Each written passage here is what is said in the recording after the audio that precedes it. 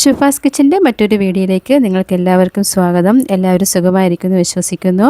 ഇന്ന് നമുക്ക് മുളപ്പിച്ച പയർ വെച്ചിട്ട് നല്ലൊരു കറി എങ്ങനെ തയ്യാറാക്കാമെന്ന് നോക്കാം. ചപ്പാത്തിക്കൊപ്പം ചോറിനൊപ്പമൊക്കെ കഴിക്കാൻ പറ്റുന്ന നല്ലൊരു കറിയാണ്, ഹെൽത്തി ആയിട്ടുള്ളൊരു കറിയാണ്. അപ്പോൾ നമുക്ക് നേരെ വീഡിയോയിലേക്ക് പോകാം. ഇതെങ്ങനെയാണ് തയ്യാറാക്കുന്നത് നോക്കാം.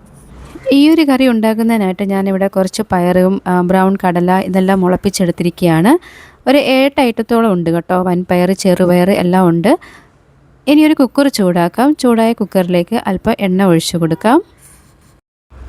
ഈ ചൂടായ എണ്ണയിലേക്ക് അല്പം നല്ല ജീരകം ചേർത്ത് കൊടുക്കാം. കൂടെ തന്നെ ഇതിലേക്ക് കറിവേപ്പിലയും അല്പം വറ്റൽമുളകും കൂടെ ചേർത്ത് കൊടുത്തതിന് ശേഷം ഒന്ന് റോസ്റ്റ് ചെയ്തതിന് ശേഷം ഇതിലേക്ക് നമ്മൾ ഒരു സവാള ചെറുതായിട്ട് അരിഞ്ഞതും കൂടെ ഇട്ട് കൊടുക്കുകയാണ്. ഇനി ഇതെല്ലാം വെച്ചിട്ട് നന്നായിട്ട് ഇതൊന്ന് വഴറ്റി കൊടുക്കാം. ഉള്ളി ഏകദേശം വഴണ്ട് വരുമ്പോഴത്തേക്കും നമുക്കിതിലേക്ക് ഒരു ചെറിയ സ്പൂണിൽ വെളുത്തുള്ളി ഇഞ്ചിയുടെയും പേസ്റ്റ് ചേർത്ത് കൊടുക്കാം. അതിനുശേഷം ഇത് നന്നായിട്ട് ഇതൊന്ന് വഴറ്റി കൊടുക്കാം. ഏകദേശം ആ പച്ചമണമെല്ലാം മാറി വരുമ്പോഴത്തേക്കും ഒരു തക്കാളി ചെറുതായിട്ട് അരിഞ്ഞത് ചേർത്ത് കൊടുക്കാം. ഈ കറിക്ക് ആവശ്യമായിട്ടുള്ള ഉപ്പും കൂടെ ഇട്ട് കൊടുക്കുകയാണ്. ഇനി ഇതെല്ലാം വെച്ചിട്ട് നമുക്ക് ഒന്ന് മിക്സ് ചെയ്ത് കൊടുക്കാം. നമ്മുടെ തക്കാളി എല്ലാം നല്ലതുപോലെ ഒന്ന് വെന്ത് കിട്ടുന്നതിനായിട്ട് 1 മിനിറ്റോളം സമയം നമുക്കിതൊന്ന് ചെറു തീയിലിട്ടൊന്ന് അടച്ചു വെച്ചൊന്ന് വേവിക്കാം. ഏകദേശം 1 മിനിറ്റ് സമയത്തിന് ശേഷം നമുക്കിതിൻ്റെ അടപ്പ് തുറന്ന് വീണ്ടും നമുക്കിതൊന്ന് നല്ലതുപോലെ ഒന്ന് ഇളക്കി യോജിപ്പിക്കാം.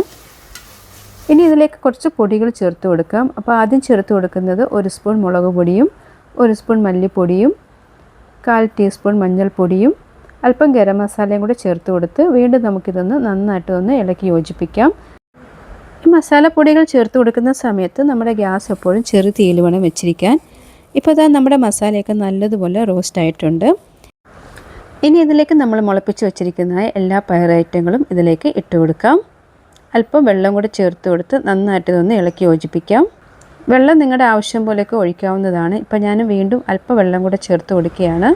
ഇനി ഈ കറിക്ക് ആവശ്യമായിട്ടുള്ള ഉപ്പ്, നേരത്തെ ഞാൻ ഉപ്പ് ഇട്ടിട്ടുണ്ടായിരുന്നു, പക്ഷേ കുറവെന്ന് തോന്നി. അതുകൊണ്ട് വീണ്ടും ഞാൻ അല്പം ഉപ്പും കൂടെ ചേർത്ത് കൊടുത്ത് വീണ്ടും നന്നായിട്ട് ഇത് ഇളക്കി യോജിപ്പിച്ചതിന് ശേഷം നമുക്കിത് കുക്കർ അടച്ച് വെച്ചൊന്ന് വേവിക്കാം. നല്ല കുതിർന്ന മുളപ്പിച്ച പയറൊക്കെ ആണെങ്കിലും നമുക്കിത് നന്നായിട്ട് ഇത് വേവിച്ചെടുക്കണം. കാരണം ഇതെല്ലാം മിക്സ് ചെയ്തുകൊണ്ട് ബ്രൗൺ കടലയൊക്കെ ഉള്ളതുകൊണ്ട് മിക്സ് ചെയ്ത് നമ്മൾ ഉപയോഗിക്കുന്നുണ്ട്. കുറച്ച് 3-4 വിസിൽ വരുന്നത് വരെ ഇതൊന്ന് വേവിക്കാനായിട്ട് വയ്ക്കാം. 3-4 വിസിൽ വന്നതിന് ശേഷം തീ ഓഫ് ചെയ്ത് വയ്ക്കാം. നന്നായിട്ട് കുക്കർ തണുത്തതിന് ശേഷം ഇതിൻ്റെ അടപ്പ് തുറന്ന് നമുക്കിതൊന്ന് ഇളക്കി യോജിപ്പിക്കാം. അപ്പോൾ ഇത്രയേ ഉള്ളൂ. എളുപ്പത്തിൽ ഉണ്ടാക്കാൻ പറ്റുകയും നല്ല ഹെൽത്തി ആയിട്ടുള്ള ഒരു സിമ്പിളായിട്ട് ഉണ്ടാക്കാൻ പറ്റുന്ന ഒരു കറിയാണ്. നിങ്ങൾ ട്രൈ ചെയ്ത് നോക്കുക. ചപ്പാത്തിക്കൊപ്പം ചോറിനൊപ്പമൊക്കെ കഴിക്കാൻ പറ്റുന്ന നല്ലൊരു കറിയാണ് കേട്ടോ. ചൂടോട് കൂടി തന്നെ നമുക്കിത് വേറൊരു ബൗളിലേക്ക് സെർവ് ചെയ്യാവുന്നതാണ്. എൻ്റെ വീഡിയോ ആദ്യമായിട്ടാണ് ആരെങ്കിലും കാണുന്നുവെങ്കിൽ സബ്സ്ക്രൈബ് ചെയ്യാനും ലൈക്ക് ചെയ്യാനും കമൻറ്റ് ചെയ്യാനൊന്നും മറക്കരുത്. തീർച്ചയായിട്ടും നിങ്ങൾക്ക് ഈ റെസിപ്പി ഇഷ്ടപ്പെട്ട് കാണും. അപ്പോൾ അടുത്തൊരു വീഡിയോയിൽ കാണുന്നത് വരെ ദൈവം എല്ലാവരെയും അനുഗ്രഹിക്കട്ടെ. Tata, bye bye.